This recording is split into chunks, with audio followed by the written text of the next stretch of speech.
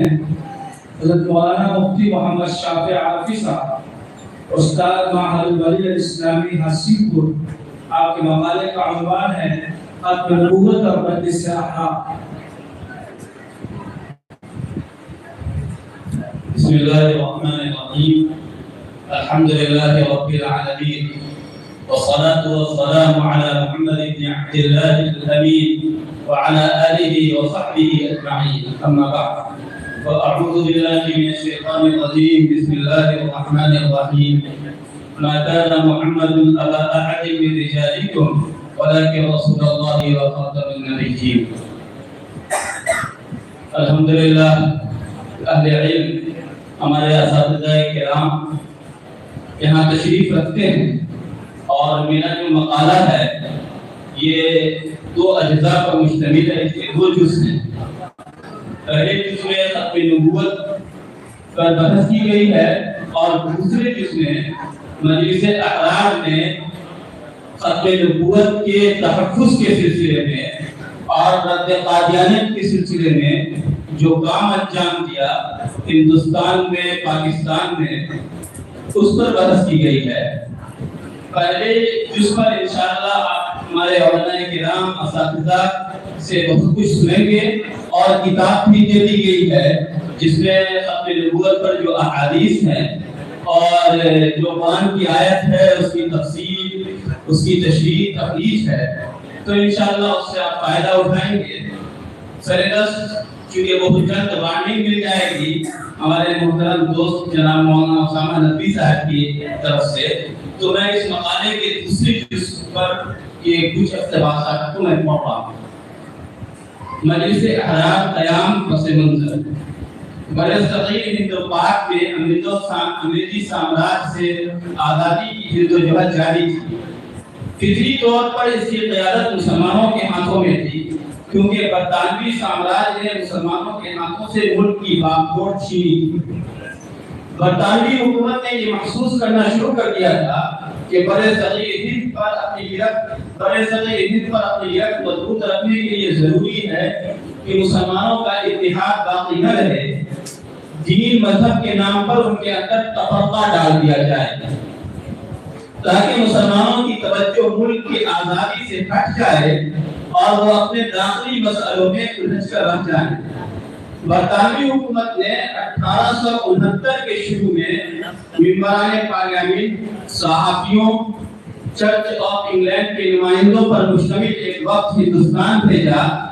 وقت کا مقصد ان اسباب و محرکات کا پتہ لگانا تھا جن کے ذریعے ہندوستانی عوام کو انگریزی حکومت کا وفادار بنایا جا سکے۔ وقت نے ہندوستان کا دورہ کیا، اور دورہ کرنے کے بعد ایک رپورٹ برٹش حکومت کو دی۔ اس رپورٹ میں اپنی جو سفارشات پیش کی، اس میں لکھا ہندوستانی مسلمانوں کی اکثریت اپنے روحانی رہنماؤں کی پیروکار ہے۔ اس وقت ہمیں کوئی ایسا آدمی مل جائے جو نبی ہونے کا دعویٰ کرے تو اس شخص کی نبوت کو حکومت کی سرپرستی میں پروان چڑھا کر برطانوی مفادات کے لیے کام لیا جا سکتا ہے۔ اب ظاہر ہے کہ ہندوستانی علماء، عوام اور مشائخ اعظام کے پاس اب دو محاذ تھا انگریزوں سے لڑنے کا۔ پہلی چیز یہ تھی کہ ملک کے آزادی کے لیے انگریزی سامراج سے مقابلہ آرائی، ان کے خلاف جدوجہد ہو، اور اس سے اہم چیز یہ تھی کہ ہندوستان میں مسلمانوں کی دین و ایمان کی حفاظت کے لیے کوئی رائے عمل تیار کیا جائے۔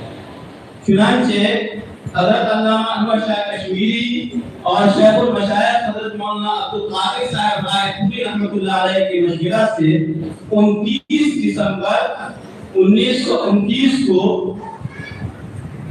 لاہور کے اندر مجلس احرار اسلام کے نام سے ایک جماعت کی بنیاد ڈالی گئی، اور حضرت مولانا حبیب الرحمن لدھیانوی رحمۃ اللہ علیہ کو مجلس احرار کا صدر منتخب کیا گیا۔ احرار کے جو اغراض و مقاصد تھے، تو شروع میں احرار نہ صرف دینی جماعت تھی بلکہ وہ ایک سیاسی جماعت بھی تھی۔ انہوں نے اپنے اغراض و مقاصد میں لکھا ہندوستان کو برطانوی سامراج سے آزاد کرانا، مسلمانوں کی دینی سماجی رہنمائی کا فریضہ انجام دینا، عقیدہ ختم نبوت کا دفاع اور قادیانیت کی سرکوبی۔ مجلس اعراض کے نے اپنے قیام کے فوراً بعد کشمیر میں قادیانی حضرات یہ چاہتے تھے کہ کشمیر کو قادیانی ریاست میں تبدیل کر دے۔ اس سلسلے میں احرار کے لوگوں نے، مجلس احرار اسلام کے لوگوں نے 1931 میں ایک زبردست تحریک چلایا، پورے کشمیر میں اور پورے ملک کے مسلمان کو ساتھ لیا اور مکتب فکر کے علماء کو ساتھ لیا اور کشمیر کو بہت حد تک قادیانیت کے جراثیم سے پاک کر دیا۔ چودھری فضل رحمۃ اللہ علیہ احرار کے دماغ سے انہوں نے اپنی ایک تحریر میں لکھا کہ ملت اسلامیہ کی تشکیل محمد عربی نے کی ہے، ان کے بعد کوئی کسی نبی کے مبعوث ہونے کا سوال نہیں، ان کے بعد کسی بھی شخص کے دعوی نبوت سے ملت اسلامیہ تقسیم ہو جاتی ہے اور اس کی وحدت باقی نہیں رہتی ہے۔ دین خدا کا ہوتا ہے لیکن ملت کو پیغمبر اٹھاتے ہیں۔ مرزا غلام محمد قادیانی کو کوئی ملت پیدا کرنے سے قاصد تھے، ان کا وجود استعماری خواہش کا نتیجہ تھا۔ 1934 میں حضرت امیر شریعت عطا اللہ شاہ بخاری کی صدارت میں قادیان کے اندر احرار کانفرنس منعقد ہوئی، جس میں علامہ انور شاہ کشمیری، مولانا حسین احمد بدری وغیرہ شریک ہوئے اور یہ 3 روز تک یہ کانفرنس چلا۔ لیکن جیسا کہ ابھی تذکرہ آیا، اس وقت پاکستان کے وزیر خارجہ تھے سر ظفر اللہ خان، ان کے اشارے پر سید عطا اللہ شاہ بخاری کو گرفتار کر لیا گیا۔ پھر احرار نے 1949 کے اندر لاہور میں ایک کانفرنس کی، جس کا مقصد یہ تھا کہ ملک کو خصوصاً پاکستان کو غذائیوں سے کیسے بچایا جائے اور سر ظفر اللہ خان کو کس طرح سے برطرف کیا جائے، اس کے لیے احرار نے تحریک چلائی اور حکومت کے سامنے یہ مطالبہ رکھا کہ قادیانیوں کو تمام اہم عہدے سے برطرف کیا جائے، سر ظفر اللہ خان سے فوراً استعفا دیا جائے اور حکومت کے وقت قادیانی کو غیر مسلم اقلیت قرار دے۔ بہرحال اس تحریک کے نتیجے میں ہزاروں لوگ شہید بھی ہوئے، کچھ لوگوں کو جیل کی اصلاحوں کو پیچھے جانا پڑا۔ خود احرار کے جو ذمہ دار تھے، قائدین تھے، جیسے سید عطا اللہ شاہ بخاری، شورش کاشمیری رحمۃ اللہ علیہ اور غالباً حضرت مولانا مودودی رحمۃ اللہ علیہ، جو احرار سے باضابطہ تعلق نہیں رکھتے تھے لیکن تحریک ختم نبوت میں پیش تھے، ان تمام بڑے علماء کو گرفتار کر لیا گیا۔ بہت سارے لوگ شہید ہوئے۔ لوگوں کا سوال تھا کہ بھائی اس شہادت کا ذمہ دار کون ہوگا، اس لیے جن لوگوں کا خون بہا اس کا خون کس کے گردن کو ہوگا۔ حضرت شاہ صاحب نے ایک اپنی تقریر میں کہا کہ جو لوگ تحریک ختم نبوت میں شہید ہوئے ان کے خون کا میں جواب دوں، وہ عشق رسالت میں مارے گئے۔ اللہ کو گواہ بنا کر کہتا ہوں کہ ان میں جذبہ شہادت میں نے ڈھونڈا۔ جو لوگ ان کے خون سے دامن بچانا چاہتے ہیں، ان سے میں کہتا ہوں کہ حشر کے دن بھی میں ان کے خون کا جواب دہ رہوں گا۔ بلاخر 90 سال کی جدوجہد کے بعد 7 ستمبر 1974 کو پاکستان کی قومی اسمبلی نے متفقہ طور پر آئین ترمیم کو منظوری دی اور قادیانی کو دائرہ اسلام سے خارج قرار دیا۔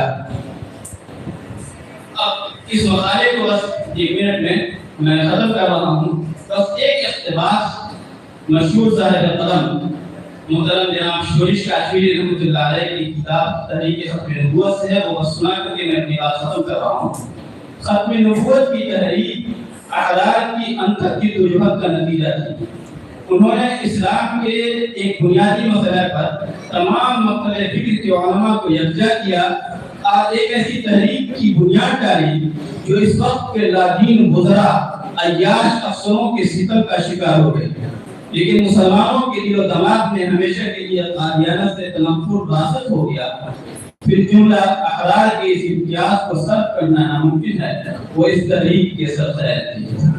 تو یہ احرار نے جو قربانی پیش کی ہے اس کا مختصر تذکرہ آ گیا اس سلسلے میں. اور آج بھی مجلس احرار پاکستان کے اندر بھی اور ہندوستان میں خصوصاً پنجاب کے علاقے میں تحریک ختم نبوت کو لے کر تحفظ ختم نبوت کو لے کر سرگرم ہے. کسی نہ کسی حد تک ان کی سرگرمی آج بھی جاری ہے اور خدا کرے کہ یہ جاری رہے. وآخر دعوانا الحمدللہ رب العالمین. جزاکم اللہ خیرا و احسن الجزاء. اب ہم گزارش کرتے ہیں جناب